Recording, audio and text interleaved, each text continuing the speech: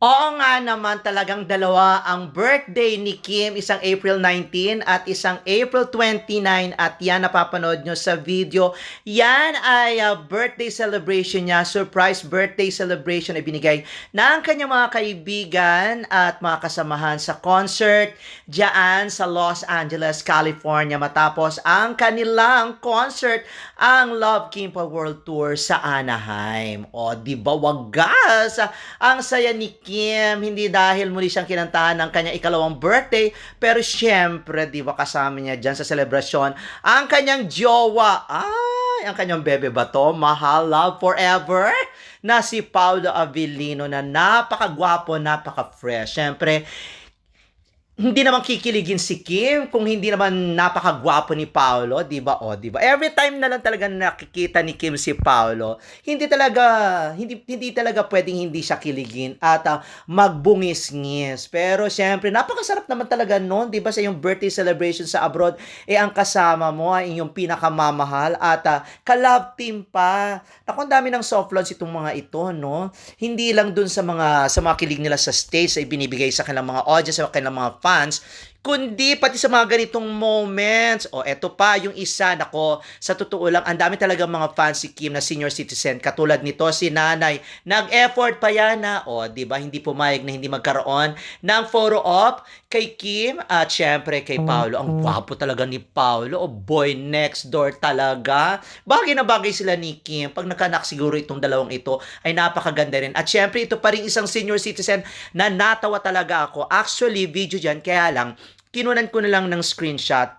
Tawang-tawa dyan si nanay, si Lola, sa mga kwento sa kanya tungkol sa Kim Pao. Happy-happy siya.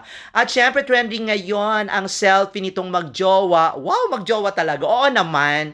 Sa loob ng eroplano na ito ay kinunan ni Kim at nilabas niya sa kanyang social media at nirepost ito ni Paolo Avellino sa kanyang IG story. O, diba? Sweet na sweet. Silang dalawa lang yan ha, magkatabi. Wala nang iba. Palagi naman silang ganyan.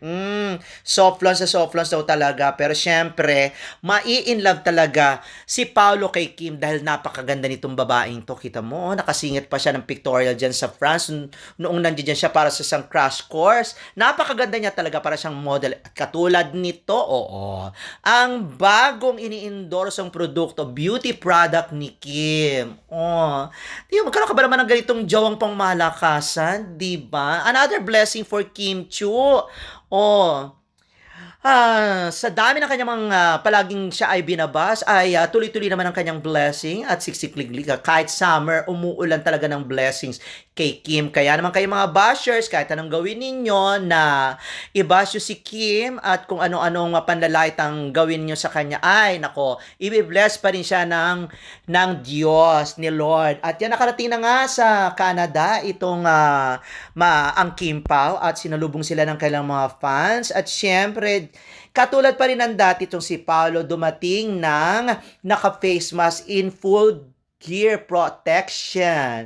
May hood, may jacket na itim at may itim ding face mask. Face mask. At si Kim naman ay baliwala-wala talaga. Hindi talaga siya nagka-face mask. Alam niyo naman si Paolo, medyo may pagkapraning yan. Pagdating sa infection, baka naman kasi makasagap siya ng sakit, di ba? O paano na yung kanilang concert. At paano naman niya mahahalikan at makakatabi si Kim? Ay! Ganon, di ba?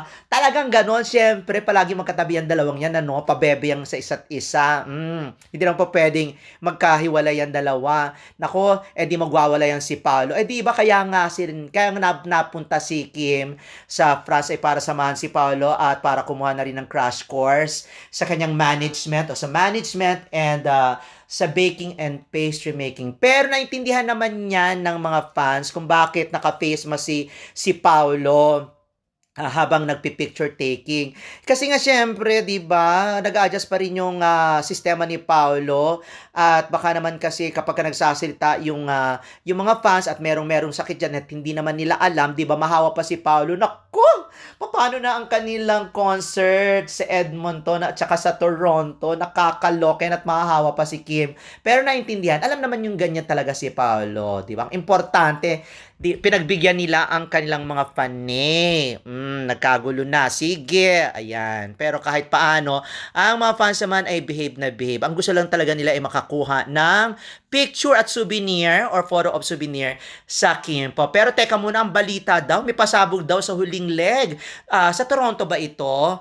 Ang Kim Po dahil aamin na daw itong dalawang to. Para merong revelasyon kasi nga lumabas sa balita o sa isang Facebook post na pupunta daw dyan ang mga kaibigan ni Kim at ang pamilya ni Paolo at ni Kim para sa isang big revelation, ang last leg ng kanilang concert. Ano kaya ito? Alam niyo, palagi na lang silang nachichika, nachichismis, na engaged, ikinasal. Naku, baka naman sa susunod baka magkaroon na to ng anak, itong dalawang ito, machismis na may anak.